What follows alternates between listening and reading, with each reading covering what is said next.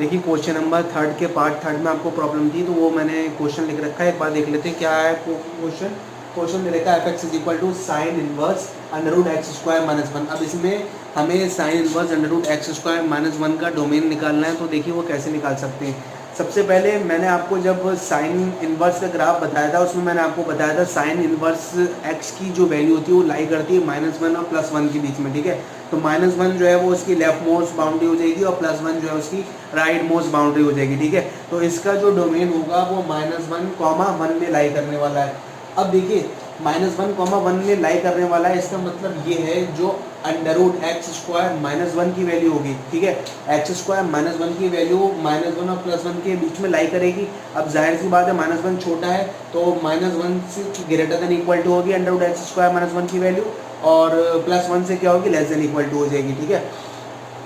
अब देखिए, अब यहाँ पर सबसे पहले हम दोनों साइड सब साइड स्क्वायर करते, दोनों साइड नहीं बोलेंगे कि यहाँ पर 3 साइड दे रखी है, तो अगर हम स्क्वायर करेंगे तो -1 का स्क्वायर +1 हो जाएगा, अंडर रूट का साइन हट जाएगा और यहाँ क्या रह जाएगा, +1 रह जाएगा, ठीक है।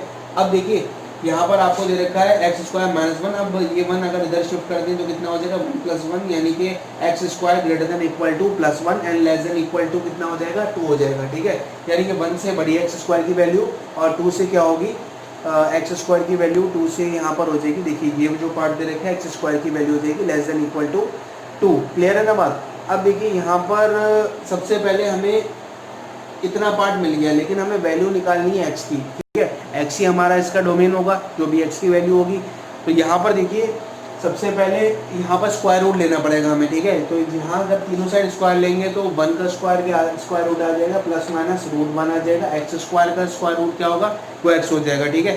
अब जो आपको 2 दे रखा है उसका स्क्वायर रूट क्या होगा, ±√2 हो जाएगा।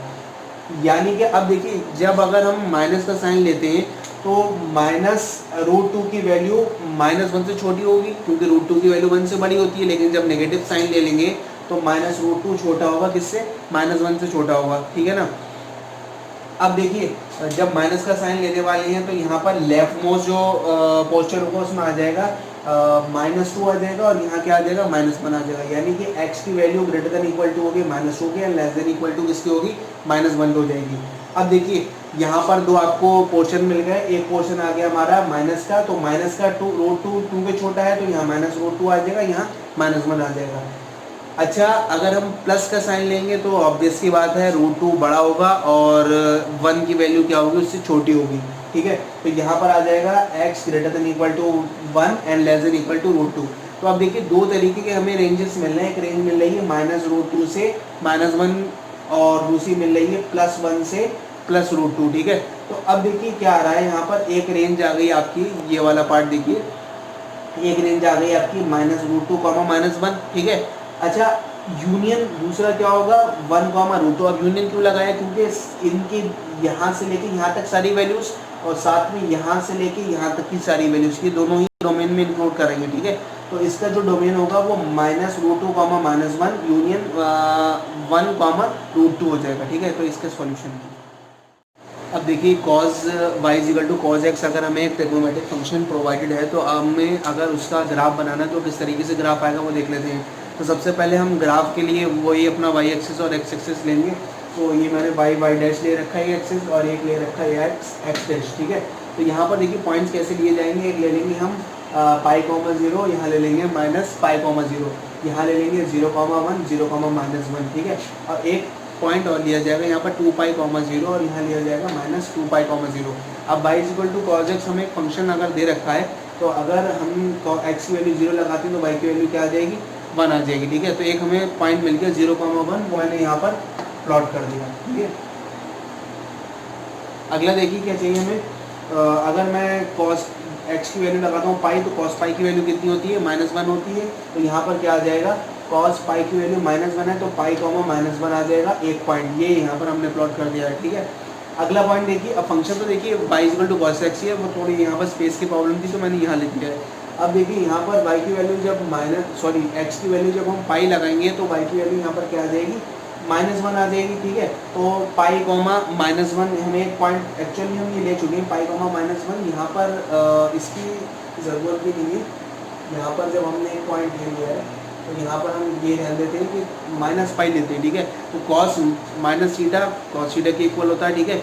तो यहाँ पर जो कॉस माइनस पाई की वैल्यू आएगी वो किसके इक्वल हो जाएगी, -1 के इक्वल होगी। तो एक पॉइंट मिल जाएगा हमें -पाई -1 मिल जाएगा, ठीक है। अब देखिए एक पॉइंट और लेंगे यहाँ ले आया हमने 2 पाई, कॉस 2 पाई की वैल्यू कितनी हो जाएगी, 1 हो जाएगी। तो 2 पाई 1 आ गया, ठीक है, क्योंकि पाई की वैल्यू 1 मिल रही है तो 2 पाई 1 एक पॉइंट मिल जाएगा। अगला देखिए मैंने पाई की वैल्यू क्या ली है, -2 पाई लगाए यहाँ पर x की वैल्यू, ठीक है। तो यहाँ पर जब cos -2 पाई लगाएंगे तो इसकी वैल्यू कितनी आ जाएगी, इसकी वैल्यू भी हमें 1 मिलेगी। तो अगला पॉइंट हमारा क्या आ जाएगा, -2 पाई 1 आ जाएगा। अब सिंपली हमें पॉइंट्स मिल गए, एक ये पॉइंट आ गया, एक ये आ गया हमारा पॉइंट, एक ये मिल गया, एक सिंपली ये वाला पॉइंट मिलेगा आपको और एक पॉइंट ये मिलेगा, ठीक है। तो अब अगर हम पॉइंट को ज्वाइन करते हुए चलेंगे तो इस तरीके से हमें एक वेव लाइक पैटर्न मिलेगा। ये हमारा y = cos x का क्या दे रखा है, हमें ग्राफ दे रखा है, ठीक है।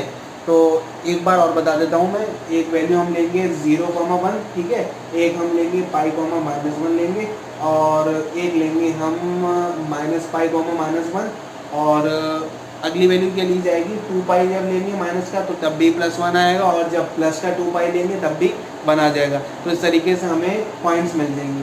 क्लियर है बात।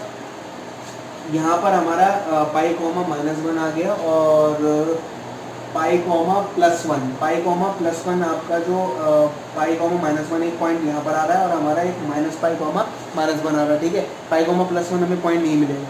तो इस तरीके से जब हम ज्वाइन करेंगे तो हमें पूरा ये वेव लाइक पैटर्न मिल जाएगा जो y = cos x का ग्राफ है। अब इसका कंक्लूजन मैं आपको अगले पार्ट में बताऊंगा कि किस तरीके से हम कंक्लूड करेंगे इसे। अब देखिए हम थोड़ा कंपैरिजन देखेंगे, y = cos x अगर हमें ग्राफ दे रखा है और y = cos इनवर्स x दे रखा है, ठीक है। तो किस तरीके से हम इनका कंपैरिजन देखेंगे, किस तरीके से ग्राफ्स ऑब्टेन होंगे वो मैंने इस पार्ट में डिस्कस किया, ठीक है। तो सबसे पहले अगर आपको एक फंक्शन दे रखा है y = cos x दे रखा है तो उसका ग्राफ किस तरीके से होने वाला है और मैंने जो वैल्यूज़ ली है x की वो लिया है 0 से पाई तक ली है, ठीक है। अब देखिए हमें पता है कि पॉइंट्स किस तरीके से लेना है। अगर x की वैल्यू हम लेंगे पाई तो cos पाई की वैल्यू क्या होती है, -1 होती है, तो पाई -1 मिल जाएगा। cos पाई/2 की वैल्यू 0 होती है और cos यहाँ पर 0 पे कितना आएगा, cos 0 पे 1 आ जाएगा तो एक पॉइंट मिल गया। तो हमने 3 पॉइंट लेके इनको ज्वाइन कर दिया तो ये हमारा मिल गया y = cos x का ग्राफ, ठीक है। अब हम बात करेंगे y = cos इनवर्स x की। तो अगर हम y = cos इनवर्स x का ग्राफ बनाने वाले तो वो कैसा होगा, वो यहाँ दे रखा है आपको, ठीक है। अब देखिए y = cos इनवर्स x है हमारे ये फंक्शन और इसका ग्राफ कुछ इस तरीके से ऑब्टेन होगा। क्या है देख लेते हैं। देखिए जब हम वैल्यू लेंगे x की वैल्यू लेंगे -1, ठीक है, तो y की वैल्यू क्या आ जाएगी, पाई आ जाएगी, ठीक है। तो -1, पाई आ गया। अगर आप लेंगे x की वैल्यू 0, उल्टा होता है इनवर्स में। देखिए x की वैल्यू हमने 0 ले ली तो किस y की किस वैल्यू पे होगा, ये पाई/2 पे 0 होता है तो 0, पाई/2 मिल जाएगा। अगर हम लेते हैं x की वैल्यू लेंगे, अगर आप 1 ले ली, ठीक है, तो x की वैल्यू जब हम 1 लेंगे तो y की वैल्यू कितनी मिल जाएगी, हमें 0 मिल जाएगी क्योंकि cos 0 की वैल्यू 1 होती है, ठीक है। तो हमें ये पॉइंट मिल गया। अब हम जब इनको ज्वाइन करेंगे तो हमें ये ग्राफ ऑब्टेन हो जाएगा। तो ये किसका दे रखा है, हमें y = cos इनवर्स x का ग्राफ दे रखा है। तो इससे हमें कुछ कंक्लूजन मिला है, वो देख लेते हैं क्या कंक्लूजन है। तो डोमेन जो होगा यानी कि डोमेन किस किस रेंज में हम वैल्यूज़ ले सकते हैं x के लिए, तो वो हम ले सकते हैं -1 से +1 के बीच में, ठीक है।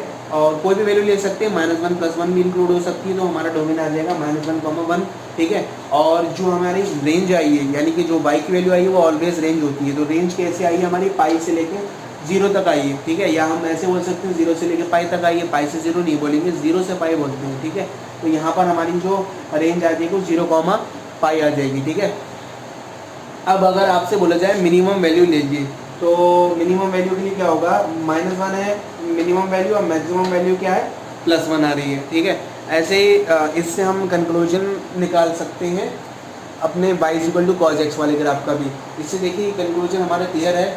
जो वैल्यू x की रेंज जो है हमारी y की वैल्यू है, तो रेंज किस तरीके से जा रही है, -1 से +1 जा रही है। और जो हमारी वैल्यू आ रही है एक्स की वैल्यू जो आ रही है, ठीक है, एक्स की वैल्यू कहाँ से कहाँ लाई कर रही है, 0 से पाई पे लाई कर रही है, ठीक है। तो जो हमारा डोमेन इसमें उल्टा हो जाएगा, डोमेन हो जाएगा हमारा 0 से पाई और रेंज हो जाएगी -1, 1, ठीक है। तो ये इनका डिफरेंस है। तो ये हमें ग्राफ दे रखा y equal to cos x का, और ये वाला जो प्रोवाइडेड है वो y equal to cos inverse x का है। तो इस तरीके से अच्छा हम एक बात और कंक्लूड कर सकते हैं इसमें कि जो हमारे ग्राफ्स आ रहे हैं दोनों केसेस में वो एक दूसरे की मिरर इमेजेस नहीं है। जैसे मैंने आपको साइन एक्स का और साइन इनवर्स एक्स का बताया था, तो उसमें कुछ इस तरीके से हमें पार्ट मिल रहा है। मैं थोड़ा सा यहाँ बना के दिखाता हूँ आपको। कुछ इस तरीके से आ रहा था आपका ग्राफ, और ये आ रहा था कुछ ऐसे मिल रहा था, और हमें जो लाइन ऑफ सिमेट्री बनाने के बाद एक से पार्ट मिल रहे थे, जो इधर था पार्ट उतना ही इधर आ रहा था, ठीक है। तो वो था हमारा साइन एक्स और साइन इनवर्स एक्स, और कॉस के केस में मिरर इमेजेस हमें नहीं मिल रही हैं। क्लियर है ये बात? तो ये आपको दोनों केसेस के ग्राफ मैंने प्रोवाइड किए।